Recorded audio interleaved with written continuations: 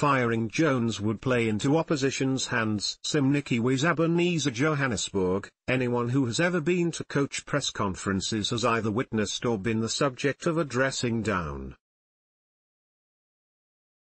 My favorite was from his days as Wallabies coach, when he pitched up at a Durban press conference with that cocked left eyebrow sailing even closer to his hairline than usual in irritation. A colleague had written that Australia, who, at the time, boasted such front-row giants as Bill Young and Al Baxter, were looking to take the Springboks on where they thought they were soft, the scrums.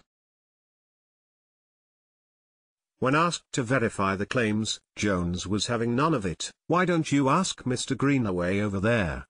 When my colleague tried to counter by saying he'd lifted the offensive content off a website, Jones ranted. "It wasn't a very good website now, was it, Mr. Greenaway?" Thanks to his background as a school teacher, Jones can be quite dismissive and superior, a streak inherent in Jake White and Graham Henry, other former teacher-coaches. It's not an attitude that cuts it with the English media. Through a combination of erudition and good old-fashioned st-stirring, few people can ruin a reputation like the Fleet Street mob. Through a systematic, almost coordinated scrutiny of every minute decision a coach makes, and stopping just short of an illogical conclusion in interpretation, those guys can drive a coach to distraction.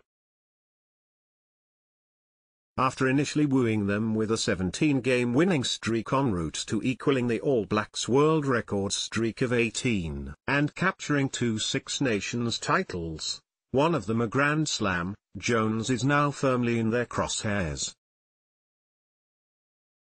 Apart from not appreciating his superiority, he's had some heated post-match interviews in the past 18 months.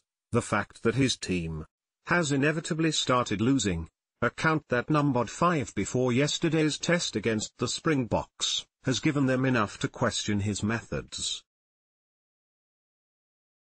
As it turns out, the ground is fertile for doubting Jones's ways anyway, what with the English club owners railing at how many of their players return injured from England camps, where the coach was thinking so far out of the box that the players were doing anything from yoga to ballet in search of those elusive marginal gains. Jones also didn't help his popularity by branding Bath owner Bruce Craig the Donald Trump of rugby. Simply put, if the Australian keeps losing games, not many in England will object to their media suggesting he should be sacked, even though his contract runs until 2021. Assuming the thinking is that Jones was a lucky one-trick pony throughout his 17-test winning streak, there are a few mitigating circumstances behind why his team is spluttering. You can't go through 2 seasons of international rugby without the other coaches twigging onto your methods. England have played without a genuine open-side flanker for too long.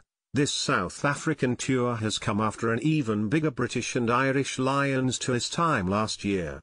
Some of their senior players are either fatigued, injured or just back from injury. They are playing a fresh Bok team that is much better coached than it has been in the past 2 years, at altitude, and so young is the team that 2 of them, Nick Isiek and Tom Curry, could have played against the junior Boks on Tuesday.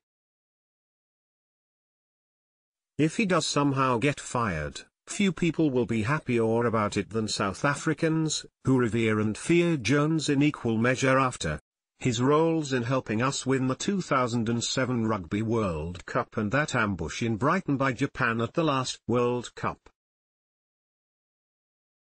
Getting rid of Jones would mean one less wily bastard Rassie Erasmus has to come up against at the business end of next year's World Cup. Thanks to a big forward pack, aggressive defending and an accurate goal kicker, few teams are more wired to be competitive at tournament rugby than England. The English are essentially a wealthier and more sophisticated South Africa, and if we buy into how crucial his role was to White winning the World Cup, Then, at the very least, his team should have a say in who wins in Japan.